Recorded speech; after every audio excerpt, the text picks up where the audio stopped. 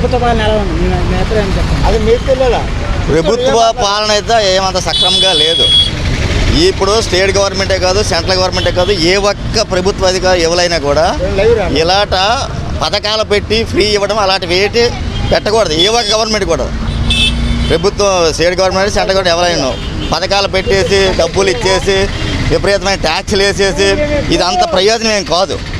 అది ఎవరైనా ఉన్నాయి. ఇప్పుడు ఈ రోజు జగన్ ఉన్నారు, రేపు ఇంకో గవర్నమెంట్ రాబోతున్నా, ఎవరు వచ్చినా కూడాను ఈ ఫ్రీ అనే పథకం అంటూ ఎవరు పెట్టకూడదు. పక్కాగా మళ్ళీ జగనే వస్తారు, అది మాత్రం వాస్తవం. జగన్ పాలన మీకు నచ్చింది. మీకు నచ్చింది? అన్ని పథకాలు ఇవ్వడం, పేదలకి వృద్ధులకి పెన్షన్లు, అమ్మఒడి, విద్యా దీవెన, చేయూత, ఈబీసీ నేస్తం, మొత్తం అన్ని రకాలుగా ఉపయోగపడ్డారు. అన్ని రకాలుగా మీకు ప్రజలకు ఉపయోగపడుతుందండి. మా అమ్మగారికి అయితే చేయూత వచ్చింది. పక్కాగా జగన్ మళ్ళీ వస్తారు, అది మాత్రం. అంటే అంత నిక్కచ్చిగా ఎలా చెప్పగలుగుతున్నారు?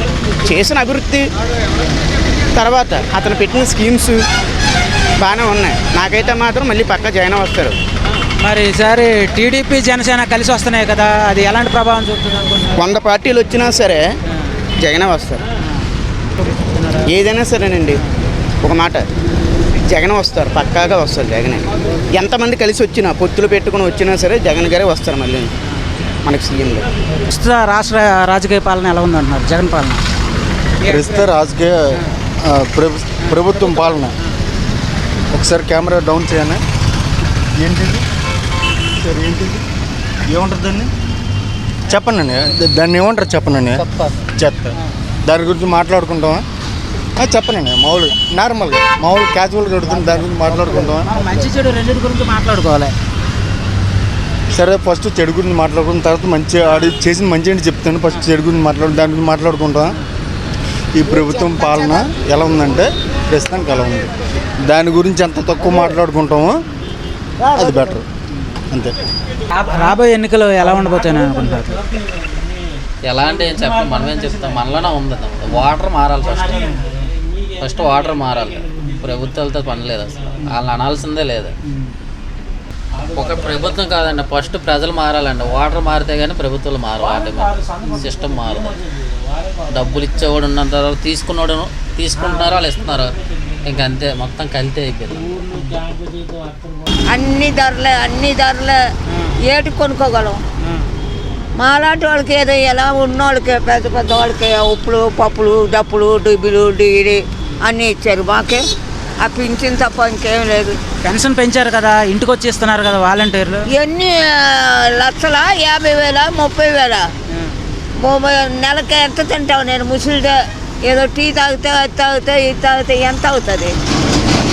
పిల్ల జల్లం లేని వాళ్ళకి ఎవరెవరికో ఏమేమో వేశాడు జగన్. మాకేమో వేశాడు? 32 సంవత్సరాల నుంచి 82లో నుంచి ఇక్కడ ఉన్నాము, ఓటు వేస్తున్నాం. రామారావు ఉన్నప్పుడు బాగుండింది, చంద్రబాబు ఉన్నప్పుడు ఉన్నింది, పప్పులు ఉప్పులు అయినా ఇచ్చాడు.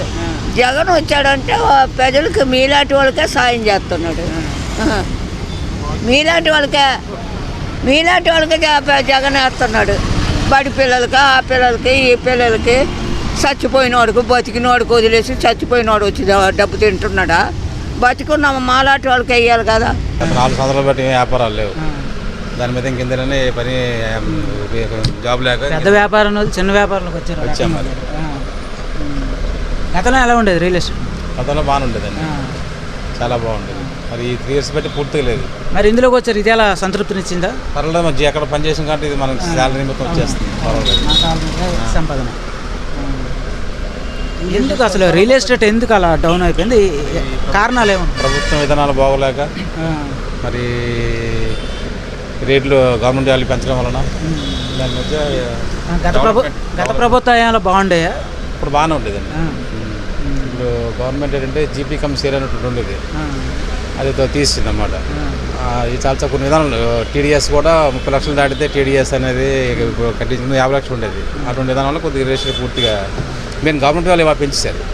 ఈ 5 years పెట్టి 3-4 సార్లు పెంచేశారు.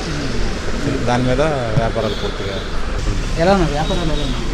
ఏం లేదు, వ్యాపారాలు అయితే ఏం లేదు. ఈ మధ్య కాలంలోనే ఇంత ముందు కూడా లాస్ట్ ఒక 1 year బట్టి పూర్తిగా ఏం లేదు. గతంలో ఎలా ఉండేది? గతంలో బాగానే ఉండదు, ఈ లాస్ట్ ఇయర్ నుంచి అసలు బాగాలేదు. అంటే కారణం ఏమనుకున్నారు? ఏమన్నా కారణాలు ఎవరికి పనులు లేవు. ఉపాధి కల్పిస్తే వస్తుంది. ఒరిస్సా నుంచి వచ్చే లేబర్ కూడా రావట్లేదు ఇక్కడికి. ఇక్కడ లేబర్ మీద డిపెండ్ ఉంది మార్కెట్ అంతా. మార్కెట్ మరి బాగా పుంజుకోవడం చాలా కష్టం. గవర్నమెంట్ ఇలాగే కొనసాగితే కనుక ఏమీ ఉండదు. గురుగారు నమస్తే. ఏం చేస్తుంటారు మీరు? నేనేం చేస్తుందో ఏముందిలో కానీ జగన్ వస్తే మట్టుకే నన్ను చంపించేస్తాడు. మళ్ళీ ఆడు గుర్తెట్టుకుంటాడు మనుషుల్ని, గుర్తెత్తుకుని చంపించేస్తున్నాడు ఆడు. ఏట మిమ్మల్ని ఎందుకు చంపుతారు? అది ఎందుకంత భయం మీకు? జగన్ అంటే ఎందుకు భయం? మీకేం అన్యాయం చేస్తారు? జనాలు గుర్తుంచుకుంటారు కాబట్టి. అంటే జగన్ పాలన మీకు నచ్చలేదు అంటారా? ఇండైరెక్ట్ నచ్చలేదు కాబట్టి చెప్తున్నాను, ఆడు వస్తే చంపించేస్తాడని.